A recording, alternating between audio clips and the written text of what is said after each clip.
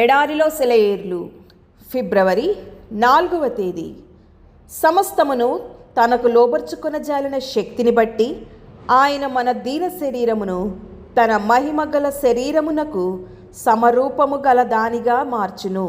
ఫిలిప్పీలకు రాసిన పత్రిక 3వ అధ్యాయము 21వ వచనం. ఎప్పటికైనా మంచి గంధం రాన్లో నుంచి మడొన్నా బొమ్మను చెక్కాలని కలగన్న ఒక కళాకారుడి కథ వ్యాప్తిలో ఉంది. అతడు చివరికి నిరాశతో తన కళను వదిలేద్దామని భావిస్తున్న వేళ పొయ్యిలో వేయడానికి తెచ్చిన దేవదారు మొద్దొకటి స్వప్నంలో కనబడి దానిలో నుంచే తాను కోరుకున్న రూపాన్ని చెక్కుమని ఆదేశించబడ్డాడు.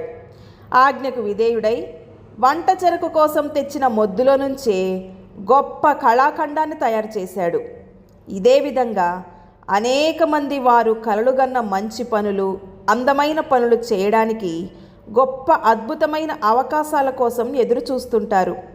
అయితే వీళ్ళు చేయతలపెట్టిన పనులు చేయడానికి అవసరమైన అవకాశాలు తమ అనుదిన జీవితంలో జరిగే సంఘటనలలోనే, సాధారణ పరిస్థితులలోనే వారి కళ్ళెదుటే ఉంటాయి. వారు తమ మడొన్నాలను చెక్కడానికి అవసరమైన చంద్రపు చెక్క కోసం ఎదురు చూస్తుంటే వారు కలగన్న మడొన్నా కంటే అతి సుందరమైన మడొన్నాలు వారు రోజు కాళ్ళ కింద తొక్కే అడవి చెట్లలోనే దాగి ఉన్నారు.